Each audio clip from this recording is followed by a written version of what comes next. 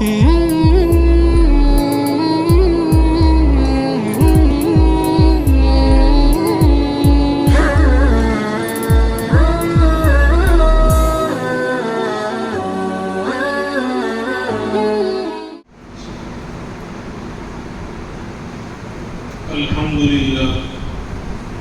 لله كفى وسلام على عباده الذين اصطفى أما بعد فأعوذ بالله من الشيطان الرجيم بسم الله الرحمن الرحيم أن الأرض يرثها عبادي الصالحون صدق الله العظيم اللهم صل على سيدنا محمد وعلى آل سيدنا محمد وبارك وسلم اللهم صل على سيدنا محمد وعلى آل سيدنا محمد وبارك وسلم اللهم صل على سيدنا محمد وعلى آل سيدنا محمد وبارك وسلم. آج اس ملک کا بہت ہی بڑا دن ہے اور عام طور پر جو مشہور ہے وہ یہی ہے کہ یہ ہمارا قومی تہوار ہے، یعنی پوری قوم کا تہوار ہے، بلا کسی تفریق کے مسلمان غیر مسلم ہر ایک کا یہ قومی تہوار ہے. اور یوم آزادی پر بات کرنا لوگ سمجھتے ہیں یہ تو سیاسی بات ہے، اس کا دین سے کوئی لینا دینا نہیں، یہ دنیاوی بات اور مسجد کے اندر سیاسی بات اور دنیاوی بات ہونے لگ گئی. نہیں میرے بھائیوں، قومی تہوار تو نمبر 2 پر ہوگا. سب سے پہلے ہمارا دین اس سے جڑا ہوا ہے، ہماری پہچان اس سے جڑی ہوئی ہے. ہمارے بزرگوں کی قربانیاں نہ ہوتی، ہمارے علماء ہمارے اکابر کی قربانیاں اگر نہ ہوتی، آج اس طرح سکون کے ساتھ اللہ کے گھر میں پورے عافیت کے ساتھ ہم اس کو یاد کرنے کے لیے جمع نہ ہوتے. مسجدیں آباد ہیں، خانقاہیں آباد ہیں، مسجد اور مدرسے آباد ہیں، اور ہر طرف علم دین کا ماحول بنا ہوا ہے، اور نمازیں زندہ ہیں، ذکر و تلاوت زندہ ہے، قرآن کریم موجود ہے، دین کی تعلیم موجود ہے. یہ سب ہمارے بڑوں کی قربانیوں کا نتیجہ ہے. تو قومی تہوار تو ہم منا ہی رہے ہیں، لیکن اس سے زیادہ ضروری ہے کہ جس قربانی نے، جس دن نے ہمیں یہ ساری چیزیں دیں، اسلام کو زندہ رکھا، مسلمان کو باقی رکھا، مسجدوں کو زندہ رکھا، خانقاہوں کو آباد رکھا، اس کو یاد کرنا دین کا حصہ نہیں ہوگا تو پھر کس کا حصہ ہوگا؟ سیاسی لوگ سیاسی طور پر باتیں کرتے ہوں گے، لیکن ہم تو اپنے ان بڑوں کی قربانیوں کو یاد کر کے اپنا سبق یاد کریں گے کہ انہوں نے قربانی نہ دی ہوتی تو آج کیا ہوتا ہے اس ملک کا؟ نہ مسجدیں ہوتی، نہ خانقاہیں ہوتی، نہ مدرسے ہوتے، نہ مسلمان ہوتے، بلکہ اسلام مٹ چکا ہوتا. اس لیے آج کا دن قومی تہوار تو اپنی جگہ پر ہے ہی، ساتھ میں ہمارے دین کا بہت بڑا اس سے تعلق اور بہت بڑا جوڑ اس دین کے ساتھ ہے. یہ ہمیں ہمارے اکابر کی قربانیوں کو یاد دلانے کے لیے آتا ہے. بہرحال اب آج ہم نے جو ہے جنگ آزادی کے اندر ہمارے اکابر کی قربانیوں کو بھلا دیا. آج اسکول کالجوں میں تاریخ کو، ہسٹری کو بدل دیا گیا ہے.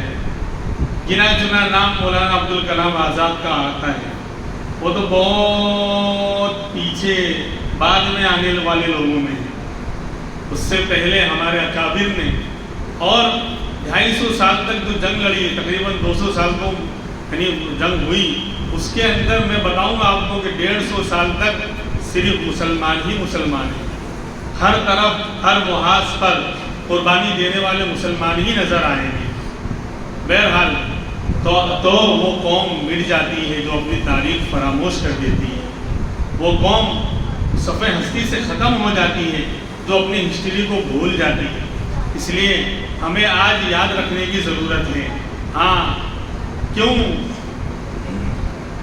کہ بہار جو گلشن میں آئی ہوئی ہے، یہ بہار جو گلشن میں آئی ہوئی ہے یہ پود انہی کی لگائی ہوئی ہے. یہ ہمارا اکابر کی قربانیوں کا نتیجہ ہے جو آج بہار نظر آ رہی ہے. ایسے گئے گزرے زمانے میں بھی ہم اللہ کے گھر میں ٹھنڈک میں سکون کے ساتھ اس کو یاد کرنے کے لیے جمع ہوئے ہیں. سب کچھ آج زندہ ہے الحمدللہ. لیکن جب ہم نے اپنے اکابر کی قربانیوں کو فراموش کر دیا تو شاعر کہتا ہے پتا پتا بوٹا بوٹا حال ہمارا جانے ہے. پتا پتا بوٹا بوٹا حال ہمارا جانے ہے. جانے نہ جانے گل ہی نہ جانے باغ تو سارا جانے ہے. شاعر کہتا ہے میں باغ میں گیا, گارڈن میں گیا تو وہاں ہر کلی ہر پتے کو معلوم کہ پھول کی داستان گل کی داستان کیا ہے. لیکن اس چمن ہندوستان کے ہم پھولوں کو نہیں معلوم کہ ہماری داستان کیا ہے. سب کو معلوم, ہر کلی ہر پتے کو معلوم, لیکن خود پھول کو نہیں معلوم کہ اس کی داستان کیا ہے. تو آج یہی معاملہ ہے کہ ہمیں کچھ یاد نہیں رہا. اب اتنے مختصر وقت میں 200 سال کی تاریخ کو, ہسٹری کو بیان کروں یہ تو ناممکن ہے. کچھ ہائی لائٹس, بڑے بڑے اہم واقعات کی طرف تھوڑے وقت میں آپ کی رہنمائی کرتا چلوں. انگریز کے ناپاک قدم تو 1600 میں ایسٹ انڈیا کمپنی کے ذریعے آ چکے تھے, لیکن جو سب سے پہلی جنگ ہوئی 1757 میں, 1857 نہیں بول رہا ہوں, جنگ آزادی سے تقریباً 190 سال پہلے 1757 کے اندر نواب سراج الدولہ رحمۃ اللہ علیہ بادشاہ تھے, نواب تھے, لیکن اللہ والے تھے. یہی تو آج ہماری کہانی خامی اور ہماری جو ہے یعنی ذلتی اور رسوائی ہمارا مقدر بن گئی. ہم سمجھتے ہیں کہ دین اور دنیا دونوں ساتھ میں نہیں چل سکتا. ابھی بتائیں کہ بادشاہ ہیں لیکن پہلی صف کے اللہ والے ہیں. تو ان کی آرمی, ان کی فوج بڑی مضبوط تھی. نواب سراج الدولہ ان کی آرمی بڑی مضبوط تھی, لیکن ہر جگہ اپنوں کی غداری نے ہمیں نقصان پہنچایا ہے. شاعر کہتا ہے ہمیں اپنوں نے لوٹا غیروں میں کہاں دم تھا. میری کشتی وہاں ڈوبی جہاں پانی کم تھا. پانی زیادہ ہوتا وہاں ڈوبتی تو افسوس نہ ہوتا, لیکن کشتی وہاں ڈوبی جہاں پانی کم تھا. یعنی اپنوں نے ہر جگہ غداری کی. تو پلاسی کا میدان مغربی بنگال کے اندر نواب سراج الدولہ سے جنگ ہوئی انگریزوں کی, اور میر جعفر نے غداری کی, اور اس غداری کے نتیجے میں اتنی پاورفل اور مضبوط فوج کو شکست کا سامنا کرنا پڑا. ہار گئے نواب اور انگریزوں نے بنگال فتح کر لیا. اب ان کی نگاہ اور آگے بڑھی, ان کے حوصلے اور بلند ہوئے. اس زمانے میں اس کے بعد کرناٹک میں ساؤتھ کے علاقے میں شیر میسور سلطان ٹیپو شہید رحمۃ اللہ علیہ کو اللہ نے بڑا مقام عطا فرمایا تھا. سلطنت خدا داد ان کی حکومت کا نام تھا. سلطنت خدا داد, خدا کی دی ہوئی سلطنت اور حکومت میسور کے اندر قائم تھی اور بڑے مضبوط تھے. سلطان ٹیپو شہید رحمۃ اللہ علیہ کون تھے؟ یہ وہ نہیں ہے جو ہم فوٹو میں اور سیریلوں میں ہم نے پڑھا دیکھا بچپن کے اندر. ان کا سیریل بنایا گیا تھا, نہ داڑھی تھی نہ چہرہ کچھ تھا. نہیں, یہ مرد مجاہد جس نے زندگی میں کبھی داڑھی پر استورا نہیں پھیرا. قرآن کے حافظ قرآن تھے, یہ تہجد گزار تھے. بلکہ ایک جملہ کہتا ہوں بس, کتنے بڑے آدمی تھے. شیخ الاسلام مولانا حسین احمد مدنی رحمۃ اللہ علیہ نے لکھا ہے کہ سلطان ٹیپو شہید رحمۃ اللہ علیہ اس زمانے کے سارے غوث قطب ابدال اولیاء اللہ کے سردار تھے. بہت بڑی بات ہے. بادشاہ ہیں, حکومت کی کرسی پر ہے, دنیا کا سارا مال سارے خزانے فوج ان کے پاس ہے, دنیا کا جاہ و جلال ہے, لیکن یہ بندہ چک رہا ہے اندہ رب ذوالجلال ہے. یعنی سارے غوث قطب ابدال کے سردار تھے. بہت بڑی بات ہو گئی. تہجد کبھی فوت نہیں ہوئی بالغ ہونے کے بعد. اتنے زبردست آدمی. اور حضرت کا وہ جملہ, تاریخی جملہ آج بھی تاریخ کی کتابوں میں لکھا ہوا موجود ہے, شیر کی ایک دن کی زندگی گیدڑ کی 100 سالہ زندگی سے بہتر ہے. بڑی شان سے جیتے تھے. انگریز کانپتے تھے، ان کی طرف چہرہ اٹھا کے دیکھ نہیں سکتے تھے، لیکن سرنگا پٹنم کا وہ میدان ہماری ذلتی اور رسوائی کا گواہ بن گیا۔ 1799 میں جنگ ہوئی سلطان ٹیپو شہید رحمۃ اللہ علیہ سے انگریزوں کی، وہاں میر صادق نے غداری کی۔ اسی لیے حضرت جی مولانا یوسف صاحب رحمۃ اللہ علیہ فرمایا کرتے تھے کہ اس قوم، اس امت کی کھیتی کو پہلے اپنوں نے کاٹا ہے، اس امت کی کھیتی کو پہلے اپنوں نے کاٹا ہے، پھر کٹی کٹائی کھیتی کو غیروں نے کاٹا ہے، کٹی کٹائی کھیتی کو پھر غیروں نے کاٹا ہے۔ لگی ہوئی کھیتوں کو کاٹنا مشکل ہوتا ہے، کٹی کٹائی کو تو کوئی بھی کاٹ سکتا ہے، اٹھا سکتا ہے۔ تو میر صادق نے غداری کی، اور جس دن جنگ کے میدان میں اترے ہیں حضرت رحمۃ اللہ علیہ کوئی نہیں بولتا، جو ہمیں کیا ضرورت ہے اپنے بزرگوں کی تاریخ پڑھنے کی؟ آج ہم تو، ہمارا نوجوان وہ تو آگے انگریزوں اور فحاشی اور ننگوں اور شرابیوں کے پیچھے پڑا ہوا ہے، فلمی اسٹاروں کے پیچھے پڑا ہوا ہے۔ ہم اپنے اکابر کو کیوں یاد کریں گے؟ اللہ جو ہمیں توفیق دے۔ بہرحال تو جس دن سرنگا پٹنم میں انگریزوں سے جنگ ہوئی، تہجد پڑھی، فجر کی نماز پڑھی، اس کے بعد ذکر کیا، اشراق کی نماز پڑھی، پھر میدان میں اترے ہیں سلطان ٹیپو شہید رحمۃ اللہ علیہ، اور شہید ہو گئے۔ اپنوں کی غداری، میر صادق فوج کو لے کر ہٹ گیا اور آپ میدان خالی ہو گیا، انگریزوں نے آپ کو جو ہے شکست دی۔ لیکن اللہ نے ایسا رعب عطا فرمایا تھا اللہ کے اس بندے کو کہ جب لاش گری ہے کوئی انگریز پاس میں آنے کو تیار نہیں، مرنے کے بعد، شہید ہو جانے کے بعد بھی ایسا رعب تھا، کوئی پاس میں آنے کو تیار نہیں۔ ہسٹری کی، تاریخ کی کتابوں میں لکھا ہے کہ 3 دن تک لاش پڑی رہی۔ 3 دن کے بعد جنرل لارڈس ہارس، جو ان کا جنرل تھا، وہ قریب میں آتا ہے اور اپنا یونین جیک، جو انگریز کا UK کا جھنڈا ہے، اس کو زمین میں گاڑ کر اعلان کرتا ہے آج سے ہندوستان ہمارا ہے۔ آج سے ہندوستان، سلطان کے ہوتے ہوئے کسی کی مجال نہیں تھی کہ اس ملک کو چھڑا، یعنی چھین سکے۔ اور دوسری طرف ترقی، یعنی ایک طرف اللہ والے تھے، ایک طرف دنیا کے معاملے میں بھی ترقی کر رکھی تھی، شاید ہمیں پتہ ہی نہیں ہے۔ ہم سمجھتے ہیں کہ دین پر چلیں گے تو دنیا چھوٹ جائے گی، دنیا کی طرف جائیں گے تو دین پر عمل نہیں کر پائیں گے۔ نہیں، ہمارے آبا و اجداد نے سب کر کے دکھایا۔ اس جنگ کے اندر، تاریخ کے اندر سب سے پہلے راکٹ استعمال کرنے والے سلطان ٹیپو شہید رحمۃ اللہ علیہ تھے۔ انگریزوں کے پاس بھی راکٹ نہیں تھے، سب سے پہلے راکٹ استعمال کیا اس جنگ کے اندر، یعنی ترقی دنیا کی بھی کر رکھی تھی، اور جو راکٹ اس کے اندر گرے تھے، ٹوٹ گئے تھے، خراب ہو گئے تھے، اس کو انگریز پھر اٹھا کر لے گئے اور اس پر ریسرچ کر کے آگے ترقی کی ہے۔ تو بہرحال 1799 میں یہ سورج غروب ہوا۔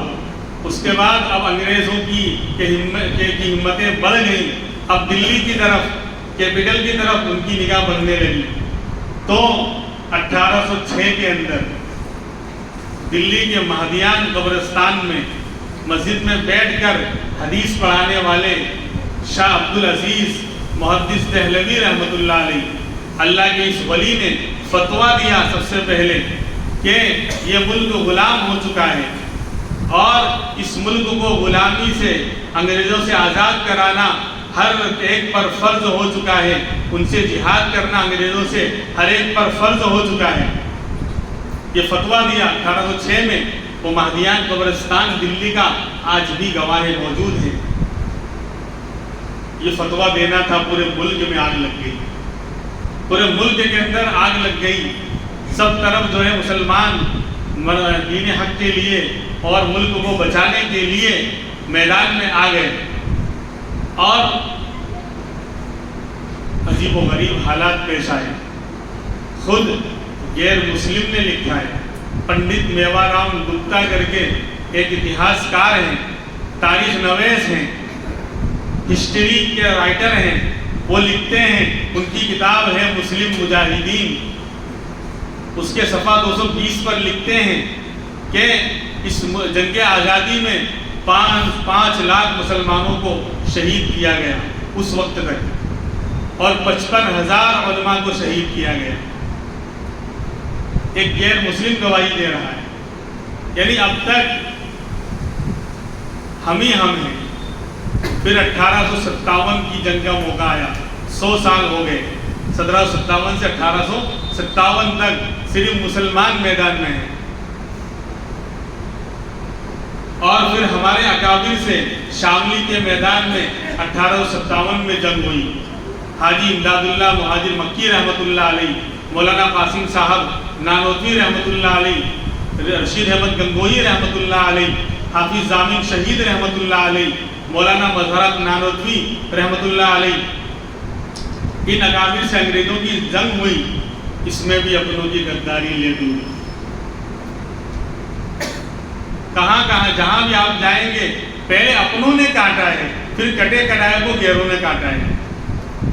شروع میں مسلمان جیت رہے تھے، انگریزوں کے دانت کھٹے ہو چکے تھے، وہ بھاگنے پر مجبور تھے، لیکن پھر اپنوں کی غداری، ان کو بہت سے لوگوں کو لالچ دی گئی تھی، جاگیر کی یہ دیں گے وہ دیں گے، تم کو نواب بنا دیں گے، تو اپنوں کی غداری ہمیں لے ڈوبی، اور جیتی ہوئی جنگ وہ شکست میں بدل گئی۔ ہزاروں ہمارے علماء اور اللہ والے شہید ہوئے۔ حافظ ضامن شہید رحمۃ اللہ علیہ شہید ہوئے شاملی کے میدان میں، سمجھے؟ اسی پہ تو کہا تھا، وہ شاملی کا میدان حافظ ہے خون میں غرقہ، کیا موت کو پسند علماء دیوبند۔ علماء دیوبند کی شان میں یہی تو قصیدہ پڑھا گیا تھا۔ خیر، اب انگریزوں کے حوصلے اور بلند ہو گئے، اور پھر انہوں نے دوسرا پلان بنایا۔ اس سے پہلے ایک واقعہ یہ بھی پیش آیا کہ مغلیہ سلطنت کے آخری بادشاہ بہادر شاہ ظفر رحمۃ اللہ علیہ کو قید کیا گیا، اور قید کرنے کے بعد نظام الدین مرکز کے سامنے ہمایوں کا مقبرہ آج بھی موجود ہے، اس عمارت میں قید رکھا گیا۔ پھر اگلے دن صبح ناشتہ لایا گیا کہ بادشاہ سلامت کا ناشتہ آ رہا ہے۔ تھال میں اوپر کپڑا رکھا ہوا تھا، جب کپڑے کو ہٹایا تو تینوں شہزادوں کے سر کٹے ہوئے تھے۔ یہ بادشاہ کا ناشتہ ہے۔ بڑے صبر و ضبط سے کام لیا، اور کہا، وہ جملہ کاری کی کہا کہ تیموری شہزادے اسی طرح سرخ روح ہو کر اپنے باپ کے سامنے آیا کرتے ہیں، میں صبر کروں گا، اس پر شکوہ نہیں کروں گا۔ پھر آپ کو جلا وطن کیا گیا، یعنی دیش سے نکالا گیا، اور میانمار جو برما تھا اس زمانے میں، رنگون اس کا کیپٹل ہے، وہاں پر جلا وطن کر کے قید کیا گیا، اور حضرت کا انتقال وہیں پر ہوا، اور وہاں سے وہ تاریخی نظم لکھی، لگتا نہیں یہ دل میرا اجڑے دیار میں، کس کی بنی ہے اس عالم ناپائیدار میں، عمر دراز مانگ کے لائے تھے 4 دن، 2 آرزو میں کٹ گئے 2 انتظار میں، کتنا بد نصیب ہے ظفر دفن کے لیے، 2 گز زمین بھی نہ مل سکی کوئے یار میں۔ مسلمانوں پڑھنا ہے اپنے اکابر کو پڑھو، ویسے بھی تو گھنٹے گھنٹے موبائل میں ہم لگاتے ہیں نا ٹائم، تھوڑا سا وقت دین سیکھنے کے لیے، آزادی کے اوپر اللہ والوں کی قربانیوں کو معلوم کرنے کے لیے۔ اسکول کالجوں میں نہیں ہے کچھ، سب مٹا دیا گیا، سب بدل دیا گیا۔ آج ہم اپنی تاریخ بھول گئے، اس لیے برباد ہیں، نہ دین کے رہے نہ دنیا کے رہے، نہ دین کے رہے۔ ہاں، درخواست کروں گا کہ 8 گھنٹے 5 گھنٹے 10 گھنٹے نیوز سن کر دماغ کو سڑانے کے بجائے 20% جو سچ ہوتا ہے 80% جھوٹ ہوتا ہے نیوز میں، اور خاص کر یوٹیوب کا نیوز، کھودا پہاڑ نکلا چوہا، خطرناک ہیڈنگ ہوگی، یعنی معلوم ہے کہ یہ جھوٹ لکھ رہا ہے، پھر بھی دیکھیں، پھر بھی کھولیں گے، پھر بھی سنیں گے، پھر بھی فارورڈ کریں گے، پھر بھی ڈسکس کریں گے، چائے کی دکانوں پر بیٹھ کر وہی جھوٹ جھوٹ جھوٹ جھوٹ سن رہے ہیں، دیکھ رہے ہیں، بول رہے ہیں، وہی سینڈ کر رہے ہیں۔ اس کی جگہ کاش ہم اللہ کو یاد کرتے، ذکر کرتے، تلاوت کرتے، اپنے آبا و اجداد کی تاریخ کو پڑھتے، جنگ آزادی میں کردار ادا کرنے والے اپنے علماء کو پڑھتے، تو کچھ تو جذبہ پیدا ہوتا۔ تو اتنی خطرناک نظم لکھی کہ 2 گز زمین بھی نہ مل سکی۔ بہرحال 1857 کے بعد انگریزوں نے پلان بنایا کہ اس ملک سے اسلام کو، مسلمانوں کو، ان ملاؤں نے زیادہ ہمیں پریشان کر رکھا ہے، انہوں نے فتوے دیے، انہوں نے پریشان کر رکھا ہے، لہٰذا اسلام ہی کو مٹا دیا جائے، مسلمانوں کو مٹا دیا جائے۔ اس کے لیے جرمنی سے، فرانس سے، انگلینڈ سے اور یورپ کے دوسرے ملکوں سے پادریوں کی جماعتیں بلوائی گئی، جو ان کے مذہبی رہنما ہوتے ہیں، پادری پوپ، ہزاروں کی تعداد میں اس ملک میں ان کو لایا گیا تاکہ وہ عیسائیت کی تبلیغ کریں، اسلام کو مٹائیں، ختم کریں۔ ادھر ہمارے اکابر کی نیندیں حرام ہو گئی۔ حاجی امداد اللہ مہاجر مکی رحمۃ اللہ علیہ، یہ علماء دیوبند کے سارے قافلے کے سردار ہیں، کم سے کم اتنا تو ہم یاد رکھ سکتے ہیں۔ پورے عالم نہیں تھے لیکن آدھے زیادہ علم پڑھا تھا، لیکن سب کے سردار ہیں، ان کو سید الطائفہ کہا جاتا ہے، یعنی علماء دیوبند کا جو قافلہ چلا تھا اس کے یہ سردار ہیں۔ تو حاجی امداد اللہ مہاجر مکی رحمۃ اللہ علیہ مکہ میں ہیں، ہمارے اکابر کی نیندیں حرام ہو گئی، وہاں طواف کر رہے ہیں، دعا مانگ رہے ہیں، رو رہے ہیں، یا اللہ ہندوستان میں مسلمانوں کا کیا ہوگا، یا اللہ اسلام کیسے بچے گا، قرآن کی تعلیم کیسے بچے گی، مسجد مدرسے کیسے بچیں گے، کیا کریں؟ کئی دن تک، مہینوں تک اللہ کے سامنے روتے رہے، مانگتے رہے، طواف کرتے رہے، دعائیں مانگتے رہے، عبادتیں کرتے رہے۔ کئی مہینوں کی اس اللہ کے سامنے رونے کے بعد، گڑ گڑانے کے بعد اللہ نے دل میں بات ڈالی کہ ایک ادارہ قائم کیا جائے، ایک تحریک، ایک مشن قائم کیا جائے۔ چنانچہ 1866 کے اندر مئی کے مہینے میں دارالعلوم دیوبند کا قیام عمل میں آیا۔ دارالعلوم دیوبند ایک مدرسے کا نام نہیں ہے، کوئی مدرسہ کہتا ہے تو وہ توہین کرتا ہے۔ اسلام کے خلاف اٹھنے والی ہر تحریک، ہر بغاوت کو کچلنے اور صحیح جواب دینے کا نام دارالعلوم دیوبند ہے۔ دین حق کی حفاظت اور اس کو بچانے کا نام، اس تحریک کا نام دارالعلوم دیوبند ہے۔ اور اس وقت دعائیں مانگی تو حاجی صاحب نے کہا تھا کہ اللہ نے سن لی، اس ملک میں مسلمانوں کے اسلام کے باقی رہنے کا انتظام ہو گیا۔ یہ جو پیشن گوئی میں آپ کو سنا رہا ہوں، اس ملک سے اسلام نہیں ملے گا آپ قیامت تک، جب تک اللہ نہیں چاہیں گے۔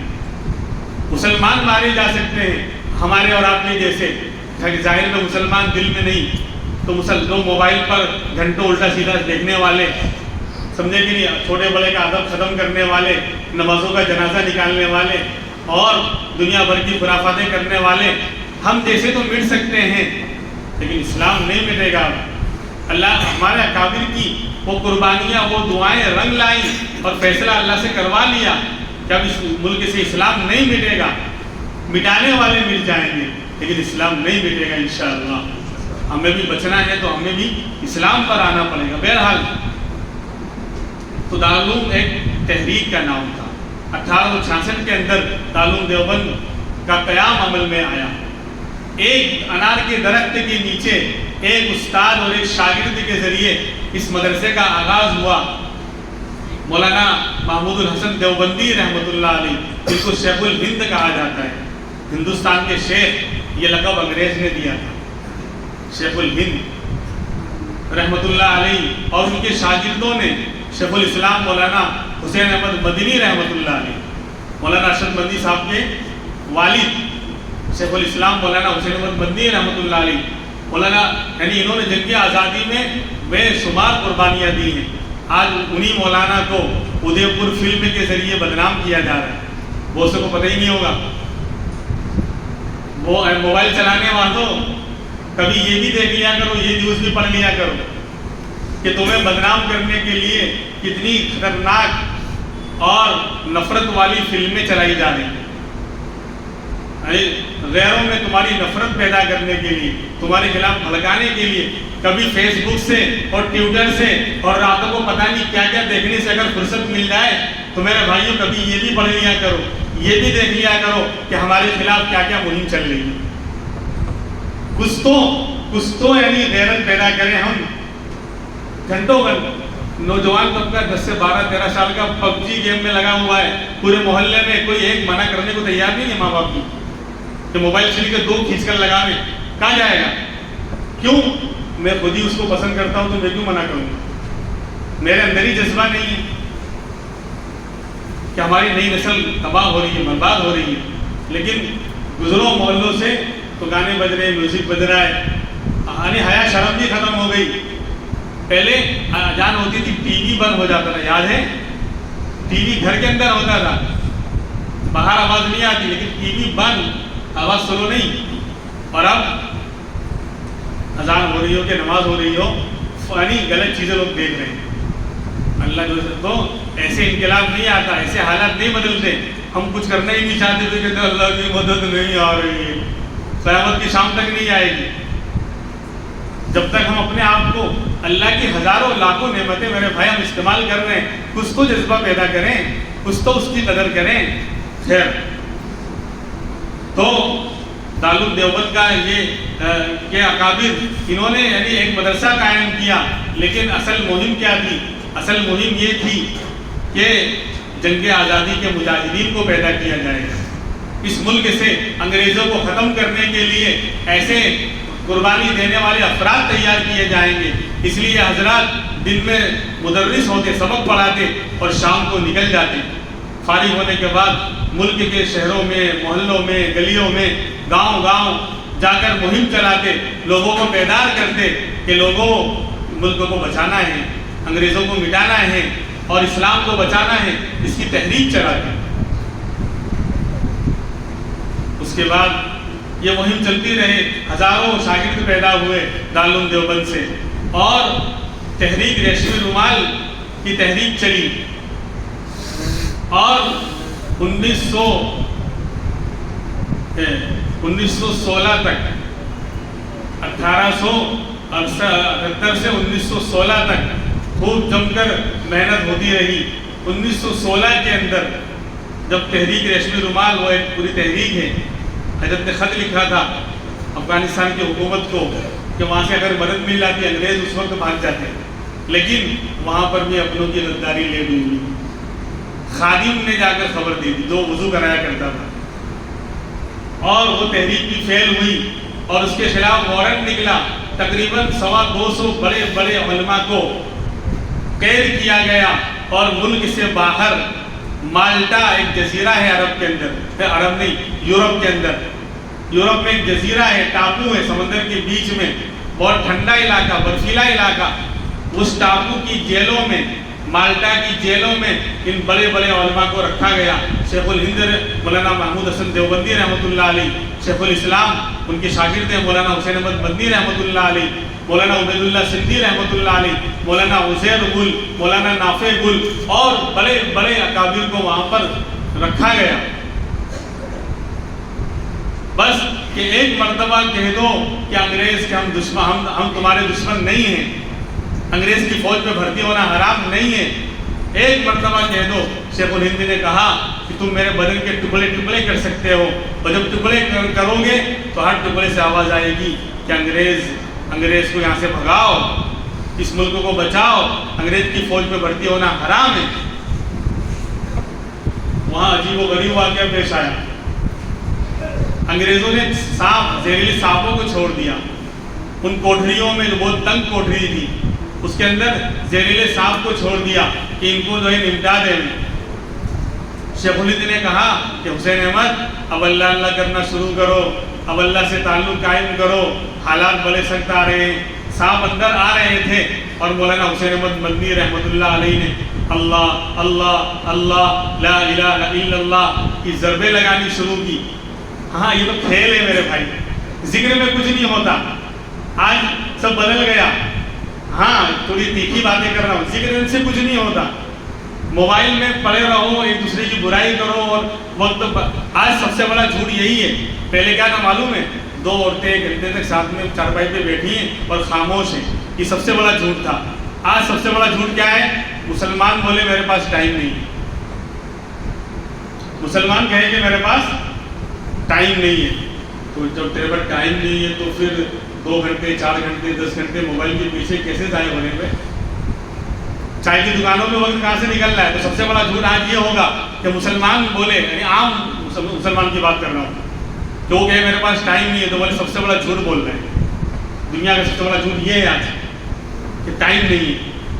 ٹائم نہیں ہوتا تو میں گھنٹوں جائزہ لے خود اپنے، میں کسی کے اوپر الزام لگانا نہیں چاہتا، میں تو صرف آئینہ دکھا رہا ہوں کہ ہم کتنا گھنٹہ موبائل کے پیچھے اور چائے کی دکانوں میں اور ادھر ادھر کی لا یعنی باتوں میں صرف کرتے ہیں۔ اس کے بجائے گھر والوں کے ساتھ سسپینڈ کرو تو بھی غنیمت ہے، کاروبار میں لگاؤ تو بھی غنیمت ہے، اللہ کے ذکر میں لگاؤ تو بھی غنیمت ہے۔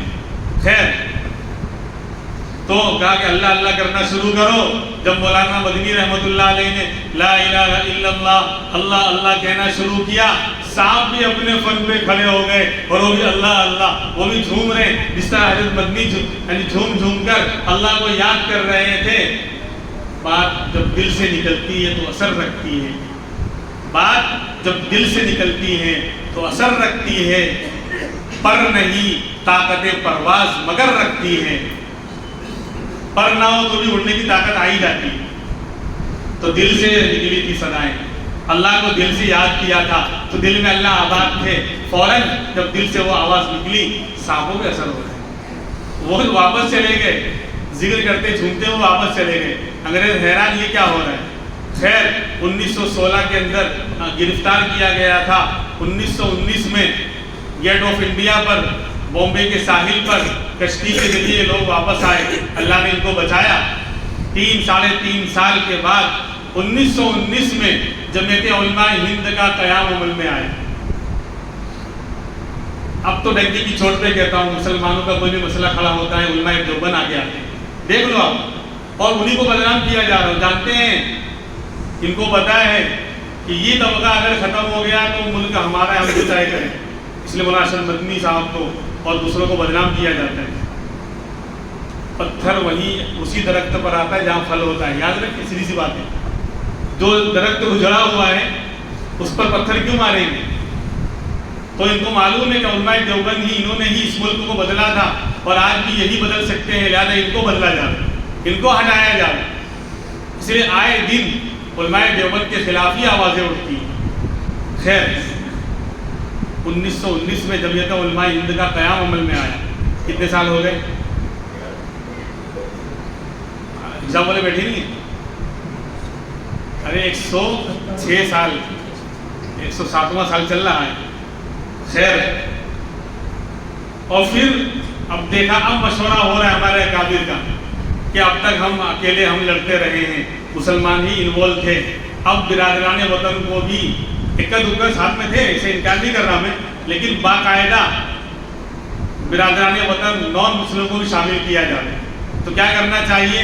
تو دیکھا پوربندر کے رہنے والے مسٹر موہن داس کرم چندر گاندھی، مسٹر موہن داس کرم چندر گاندھی بیرسٹر اور وکالت کی ڈگری ساؤتھ افریقہ سے لے کر نئے نئے ابھی آئے ہوئے تھے، جوان تھے، پڑھے لکھے تھے، جذبہ تھا۔ تو کہا کہ ان کو ہندوؤں کا لیڈر بنا دیا جائے۔ تو گاندھی جی کو لیڈر ہم نے بنایا، ہمارے اکابر نے بنایا، اور مولانا عبد الباری فرنگی محلی رحمۃ اللہ علیہ نے مہاتما کا لقب دیا، تو مہاتما گاندھی ہو گئے۔ اور پھر جمعیت نے اپنے خرچے سے، جمعیت نے اپنے فنڈ سے گاندھی جی کو پورے ملک کا دورہ کروایا، یہ غیروں میں جا جا کر یہ مہم چلاؤ، یہ تحریک چلاؤ کہ میں تمہارا لیڈر ہوں، میرے ساتھ آؤ اور انگریزوں کو بھگاؤ، ہمارا ساتھ دو۔ جمعیت نے اپنے خرچے پر، پھر بھی ہم سے یہ گلہ ہے کہ وفادار نہیں۔ جب اس گلستان کو خون کی ضرورت پڑی، سب سے پہلے ہماری ہی گردن کٹی، پھر بھی کہتے ہیں ہم سے یہ اہل چمن، یہ چمن ہے ہمارا تمہارا نہیں۔ تو بہرحال میرے بھائیوں، ہمارے اکابر کی قربانیاں ہیں۔ 1919 کے اندر یہ معاملہ پیش آیا، اس کے بعد شیخ الہند رحمۃ اللہ علیہ کا انتقال ہو گیا۔ وہ تو وقت بھی ہو رہا ہے، بس 5 منٹ، ہمت بالکل نہیں تھی، آپ حضرات کی دعائیں ہیں۔ میں تو 12:30 تک فون کر رہا تھا، کوئی تیار ہو جائے بیان کی، لیکن دعائیں ہیں۔ خیر، تو طبیعت بہت خراب ہوئی۔ بہرحال تو 1939 کے اندر شیخ الاسلام مولانا حسین احمد مدنی رحمۃ اللہ علیہ، جو حضرت کے شاگرد تھے، کراچی کی عدالت میں وارنٹ نکلا، آپ کو گرفتار کر کے پیش کیا گیا، آپ کے ساتھ اور بھی دوسرے علماء تھے۔ انگریز جج پوچھتا ہے کہ مولانا مدنی حسین احمد، کیا تم نے یہ فتویٰ دیا تھا کہ انگریز کی فوج میں بھرتی ہونا حرام ہے؟ انگریز فوج میں بھرتی ہونا حرام ہے؟ تو مولانا نے گرج کر کہا، دیا تھا کیا ہوتا ہے، دیا تھا، دیتا ہوں اور آئندہ بھی دیتا رہوں گا۔ وہ دوسرے علماء ہل گئے کہ حضرت، پاؤں میں پڑ گئے کہ حضرت یہ کیا کہہ رہے ہیں آپ؟ تو انگریز جج کو غصہ آ گیا، وہ کہنے لگا کہ مولانا مدنی، اس کا انجام جانتے ہو کیا ہوگا؟ فوراً اپنے بیگ سے سفید کپڑے نکالے اور ٹیبل پر مار کر کہا، اسی لیے حسین احمد دیوبند سے کفن ساتھ میں لے کر آیا تاکہ انگریز کا کفن بھی مجھے نہ ملے، میں تمہارا کچھ بھی لینا نہیں چاہتا۔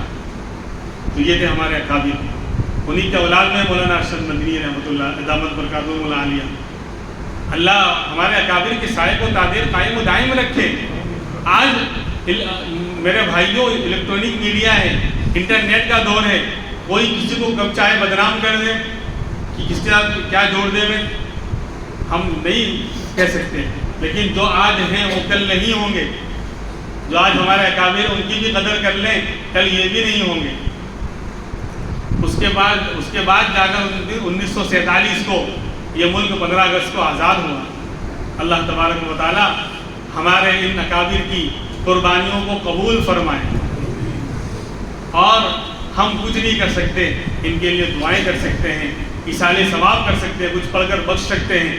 اور آج کا دن ہمیں یہ سبق دیتا ہے کہ ہم ہر وقت ان کے لیے کھڑے رہیں، ان کے لیے دعائیں کریں، اور اسی طرح کا جذبہ اور قربانی اپنے لیے اپنے اندر پیدا کریں کہ جب بھی دین کے لیے اور اس ملک کے لیے، اس ملک کی حفاظت کے لیے جب بھی جو تقاضا آئے گا، ہم اس کے لیے تیار رہیں گے۔